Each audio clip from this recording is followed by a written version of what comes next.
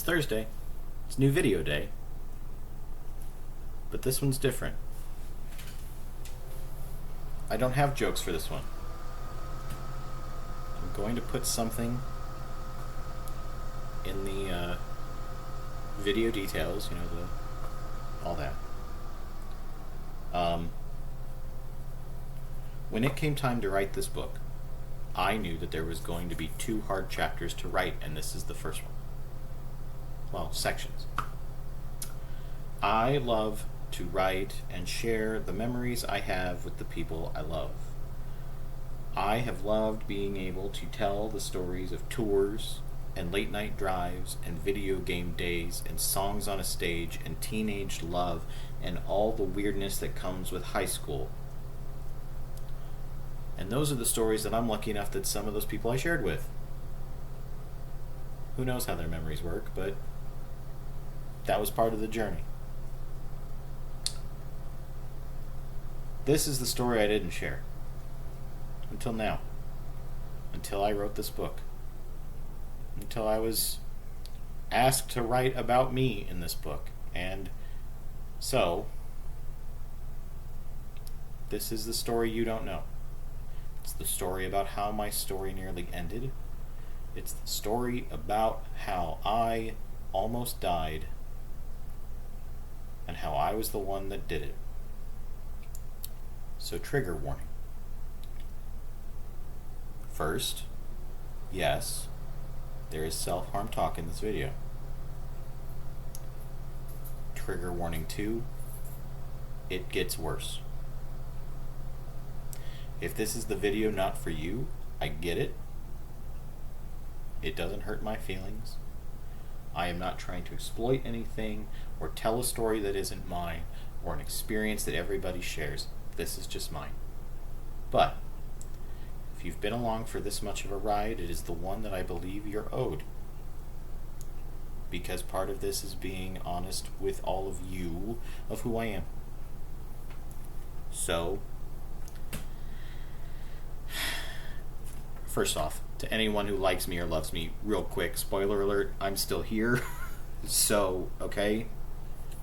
And, I will see you on the other side of this.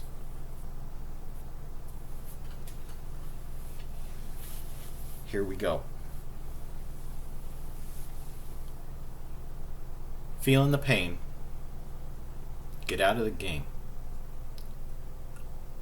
After an uneventful spring break and coming back to school, I had gotten to the point where my day was going through the motions. Share some laughs with friends, get through school, work, go home, and dive into music, keep cutting, move on to the next day. The repetitions had become part of my routine, and the adrenaline rush I'd been getting from cutting was still there, with no plans of stopping. Cuts could heal, so I could keep doing it. And because it was usually a nice temperature outside, I could hide the ones I needed to with a long sleeve shirt.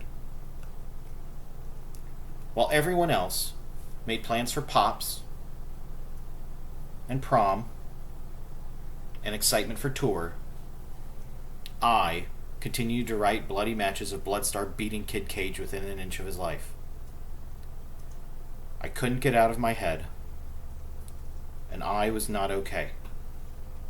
Even when answering people that I was dealing with things, I'd lost interest in dealing with it. I was addicted to hurting myself, and I didn't need to quit. No one was going to make me, so why even welcome the argument? Listen, any energy I had was used to keep it from spilling out, and I refused to lash out at people. I'd go to my voice lessons, I'd sing in rehearsals, I'd video game or miniature game with Zan and Putman, I'd go over creative writing projects with Emily and Kelly and company. However, try as I might, there wasn't any joy in what I was doing anymore. I kept pushing, trying to use my outlets to guide me through everything. I felt like a teapot on a stove. Writing, painting, gaming, music. They would release some of the steam. The problem was I wasn't planning on taking the pot off the heat. I just kept burning out. I took everything personally. Sarah wanted the computer and got mad at me for taking too long. So I was a horrible big brother. That kind of thing. It was the same with my parents, friends, choir, schoolwork. I just kept feeling like I was fucking things up. I couldn't fix them. I wouldn't stop taking on helping others where I could, though. Boyfriend or girlfriend problems, editing, song practice. If I could help, I'd be there. My heart refused to stop trying to let anyone down, even though my brain screamed that it was exactly what I was doing. I was failing. Everyone and everything. I'd no longer been spiraling out of control. I was crashing. I didn't call Blaine. I didn't reach out to Wendy. Really, I didn't want to trouble anybody with it. Yeah, maybe it was stupid, but it's what I felt. I decided to clean up and organize my room because I figured it would give me something to do. I put notebooks and other writing projects together. I flipped through old zombie writing or wrestler ideas. I had a drawer full of notes and letters from friends, and I just blindly threw what I could in one box and pictures in another. It was while doing this that hidden underneath a folder that I pulled out to clean, I found my voice recorder. I hadn't recorded a vocal journal in what felt like forever. And I hit rewind, curious as what could be on there, and it only took a few seconds to come to the end. So I put it on the desk, and I hit play, and I went back to organizing. And I heard Faithfully and Meg's voice. And as soon as I did it, I knew I'd fucked up. But also, maybe in some weird, twisted way that it was meant to be. When it was over, I cleared my throat, stopped the tape. I shuffled through another side of my desk, found a cassette tape, read the label, and put it in my stereo. There was only one song on it, one recorded for me by my voice teacher from the previous summer, while Meg was off in West Virginia. I'd spent nights, months, hurting myself already in any way I could think of. I had cut myself, bled, and felt like I had sabotaged all the relationships and friendships along the way, and I figured that was it. But in that moment, I found one more way to hurt myself a little bit more. I was going to turn the one thing I'd loved all my life, music, against me. At the end of Meg's message, I hit record on the vocal journal for one more entry. 10:06 p.m. Thursday, March 21st, 2002. This tape is only going to be played publicly in case of me not being able to do it. I hit play, and a familiar piano opening played on the tape, and I continued to record on the voice recorder. I recorded myself singing Faithfully, there in my room in the dark. I sat there, at my desk, and at my window, with that lamppost shining in, and everything felt quiet. Not just in the house,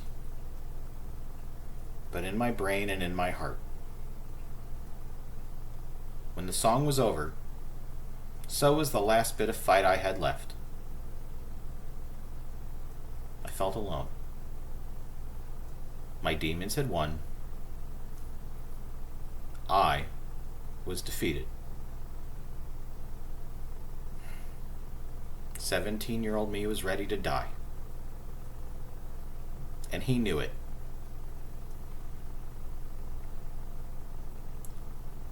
One more starry-eyed Messiah meets a violent farewell. I arrived at school on March 22nd, the same as every other day. early, and with a root beer in hand.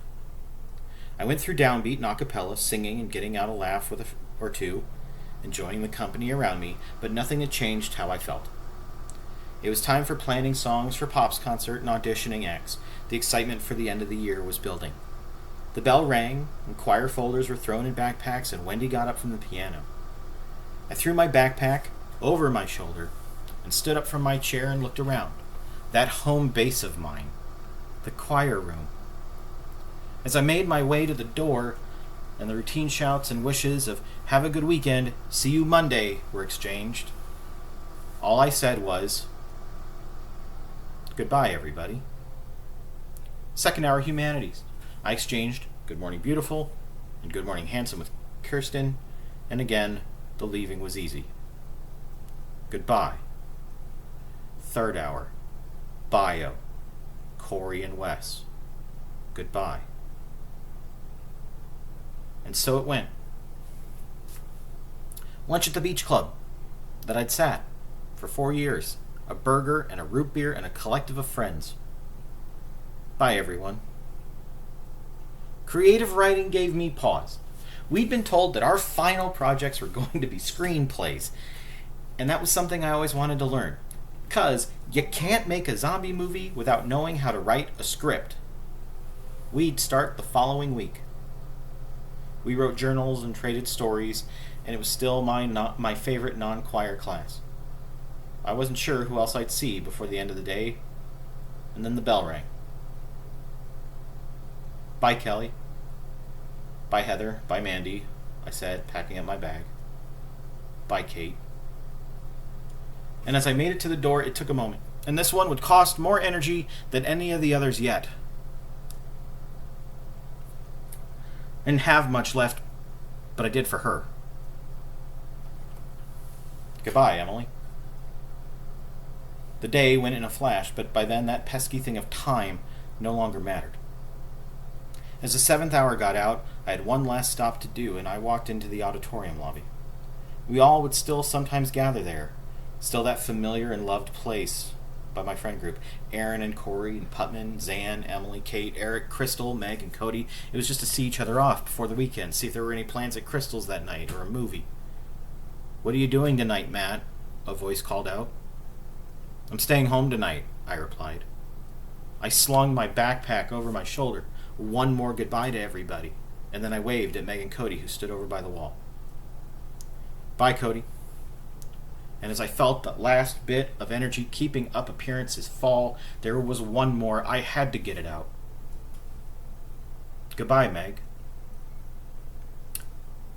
I turned and saw Zan and Putman waving to catch up to me, and I stopped. "No gaming tonight?" Putman asked. "No, not tonight," I responded. "See you at work tomorrow," Zan said. My broken heart cracked again. I had it in me to give them a grin, to ease any doubt that they may have had, and I hoped I had never given them reason to.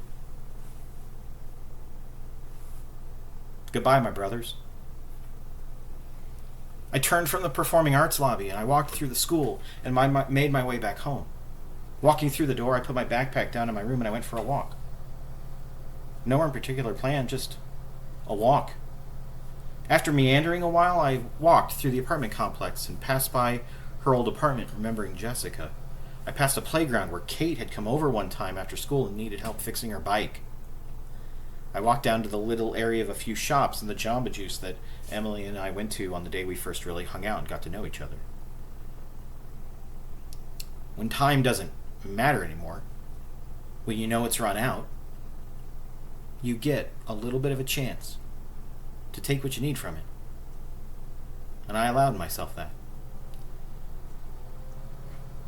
I crossed the street and I walked down to a park that was halfway to work, stopping for a second and remembering picnics or walks I took with friends. I walked the extra bit down to the Fry's grocery store that I took pride in working in and the people I met there. How awesome Gabby was and the hours that I spent with her and Xandar. I bought a drink and I said bye, and then I continued the loop and walked home. I passed the parking lot on the side of the complex, remembering friends parking there, telling Meg, I loved her there. I walked back to the townhouse door in that spot right in the front on the street where I'd seen Katie and Pam pull up times before. Or Meg, or David, or Kate, or Emily, or Blaine. As we would head over to hang out at his place with Tammy and Jeremy and Zan, or to a party at Crystal's, or our late night drives down Pecos Road with music blaring and not a care, just that he and I were together, facing off against the world. On the patio, where Putman and I would talk about wrestling while watching cars go by, my dad was there. "Coming in, kid?" he asked. And I nodded. They had finished making dinner, and I asked if I was going out. I shook my head as we ate together and talked about our days. Sarah cleared the table. I took the garbage out. We watched a bit of TV. Sarah called her boyfriend. Time was no issue, not for me, but it was getting late. There was talk about turning in.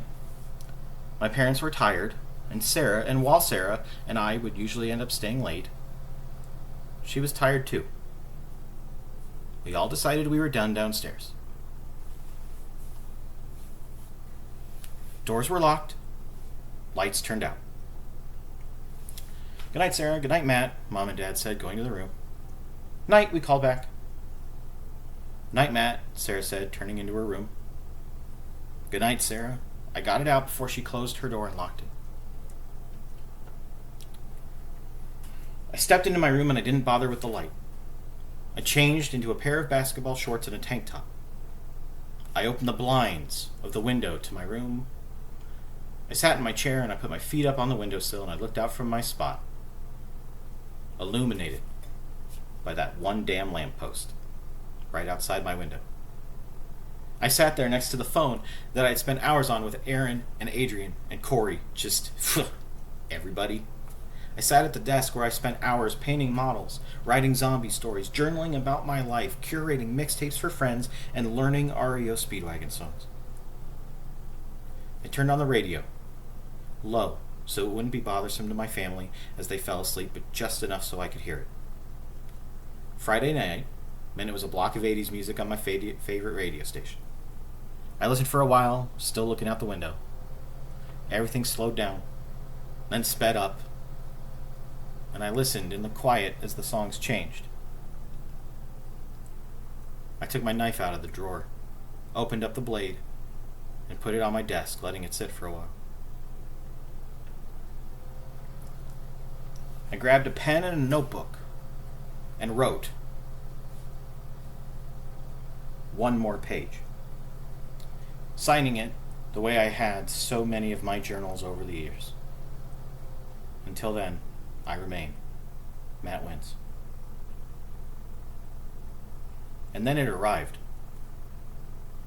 There was no bargaining. There was no argument. I did not beg. I did not fight. I was not happy to see it, or sad. I had accepted it for what it was. It was time.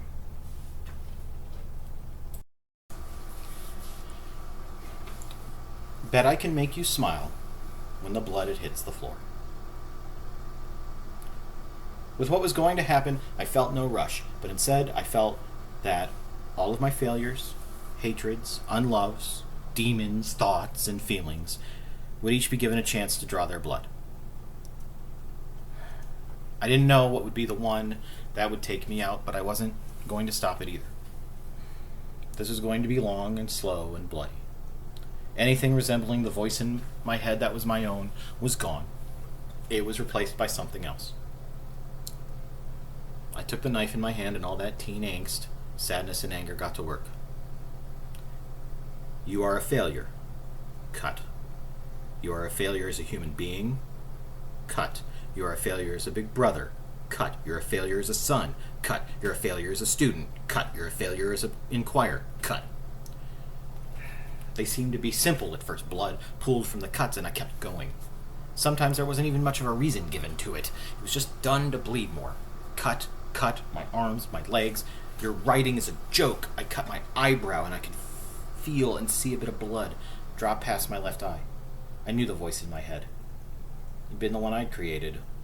The one I'd given reality to only a short month and a half before. Of course he'd come for blood. It made sense. This demon had a name. There's no secret to why you're alone. Cut. You've never been a good person. Another cut, this one on my leg. You've never been a good friend. A cut across my chest, close to my heart.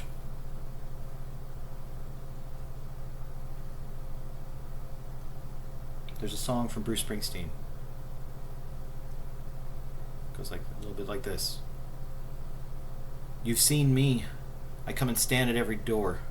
You've seen me. I always leave with less than I had before. You've seen me. Bet I can make you smile while the blood hits the floor. I cut my arm. Then I cut my leg again. And in my brain I could hear something laughing. You're gonna bleed tonight. You're just getting started. I heard the voice again. It was the one thing in my brain I could hear, and now I could feel it in my heart.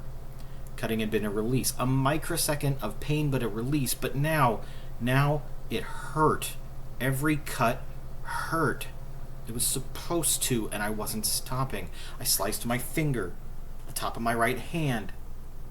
I'd lost my identity to what was happening. I felt like I wasn't in control, not anymore, and I started cutting because I felt like it allowed me to focus and control my feelings.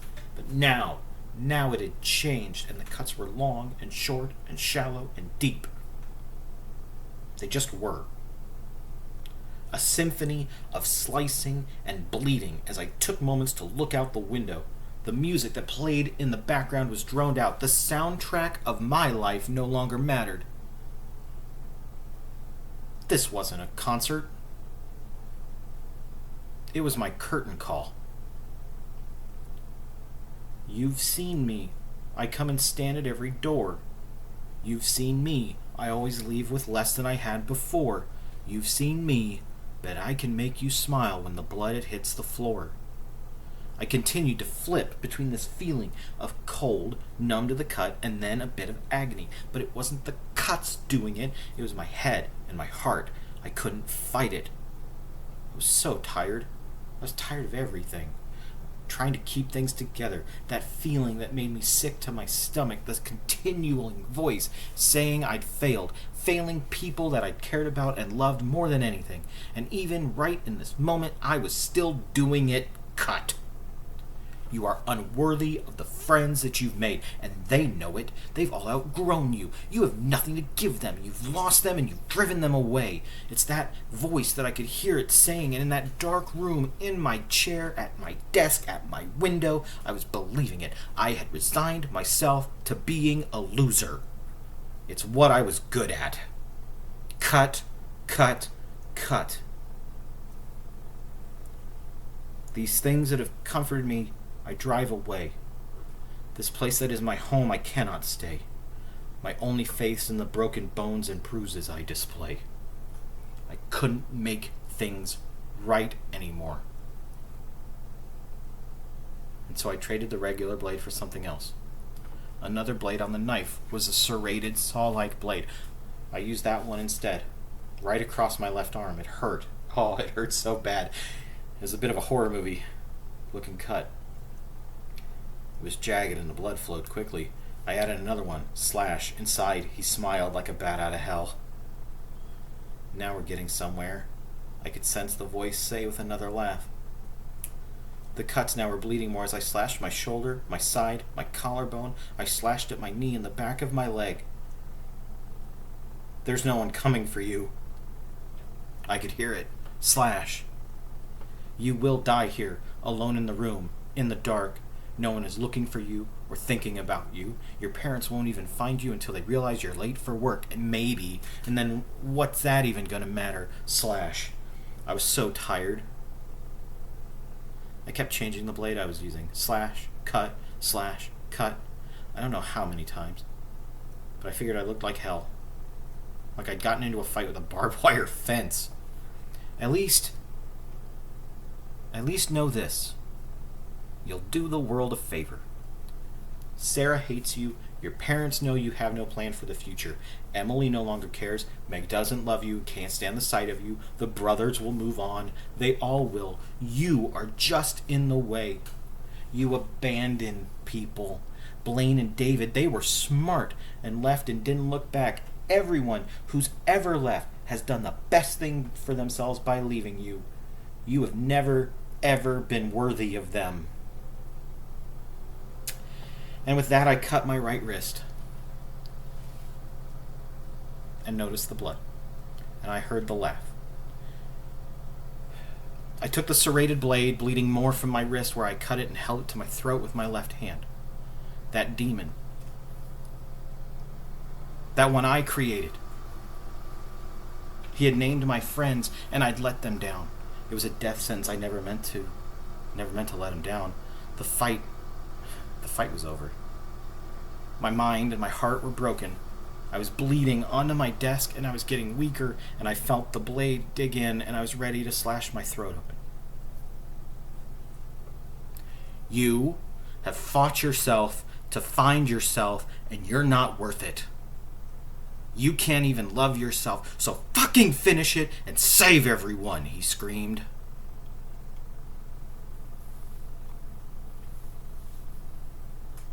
Bloodstar was real. And he'd won. I couldn't stop him.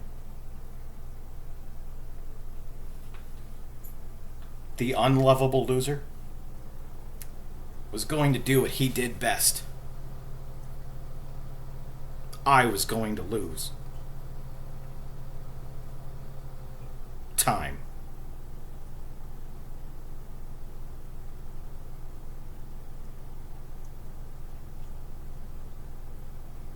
And then I heard a voice in my head and in my heart. It sounded like a lightning strike, like thunder.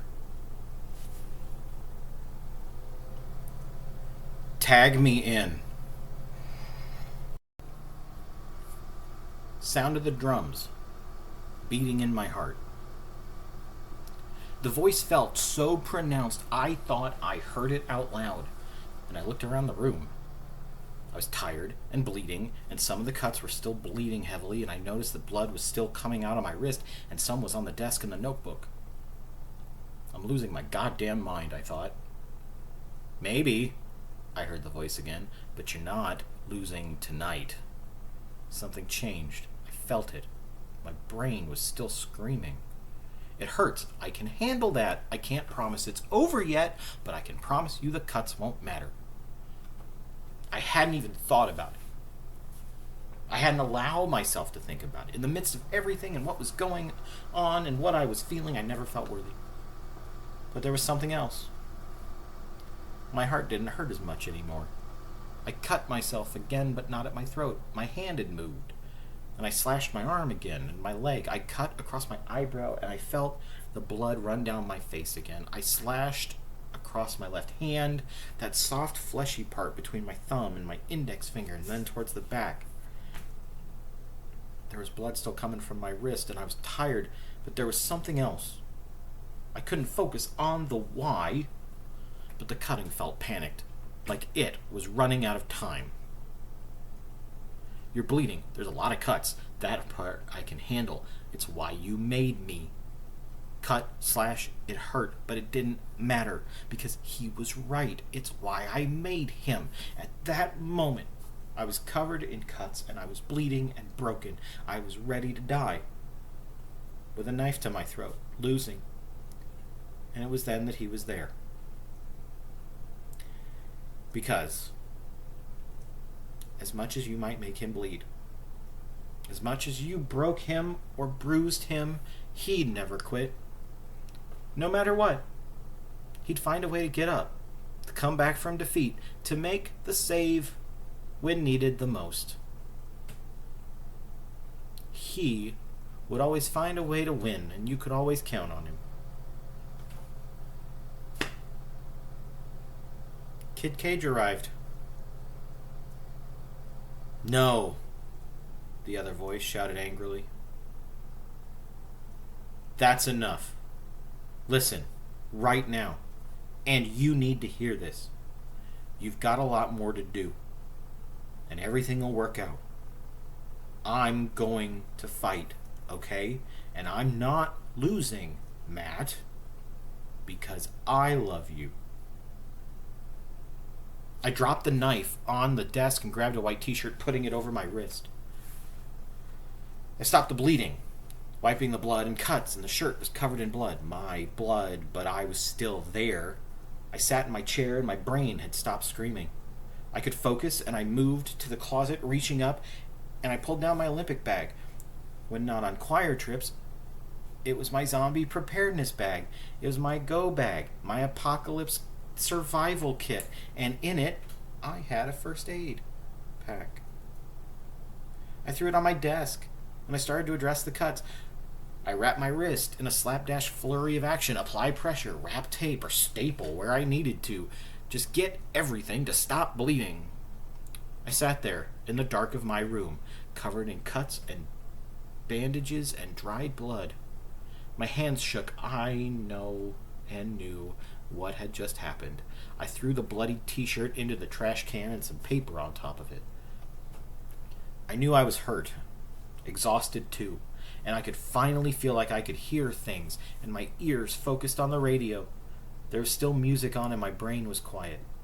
My body ached from all the cuts, and some felt itchy or they burned. I changed the dressing on my wrist, and the bleeding had stopped a bit. I guess I didn't cut as deep as I thought.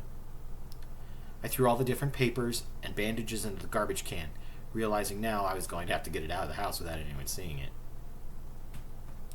I'll deal with it later, I thought to myself.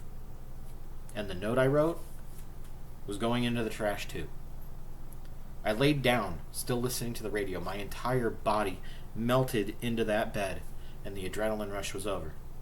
I was tired. Not everything was settled, but in that brief moment, I was okay. Things hurt as I rolled over to my side and stared at the lights on my radio, listening still. A song queued up, and at the opening chord I rolled out of bed and hit the record button on my stereo.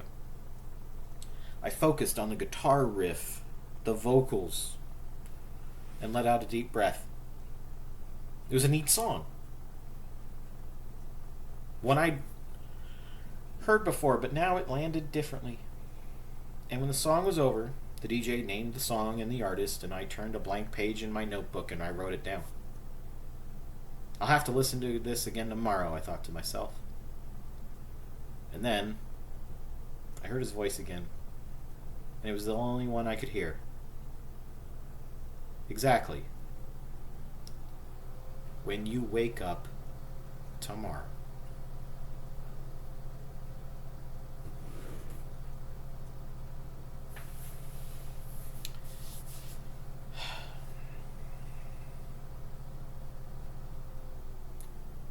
Firstly, I'm sorry. It's a rough one to get through. It's even trying to figure out if this is even get posted, but it's part of the book, so we'll see if it gets posted and then take it down or downvoted into eternity or whatever. But it is my story. And it's an important story because it is also part of a story that gets me to where I am here today and everything I do. And I understand that some people are going to look at this and go, what the hell? And I also understand that some people are going to go, okay, you're crediting a fictional character that you created to a voice that could be a higher power, and I get that, and it's fine. But everything that happened in this span of time was an internal fight and an internal war. And to describe it, I can only do it in the way I can. And that's write it out.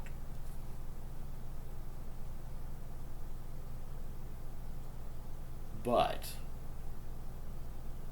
sometimes when bad things happen, there is something that comes out of it. And that's the next video. And it's probably the best one. So until then, a couple of things. If you struggle with this kind of thing, I hope you reach out.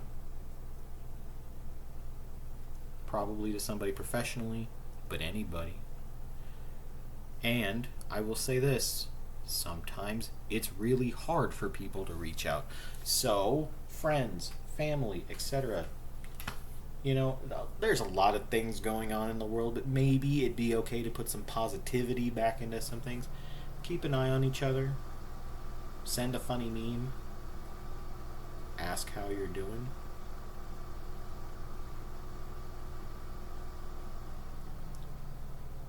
Be good to yourself. And keep on rolling.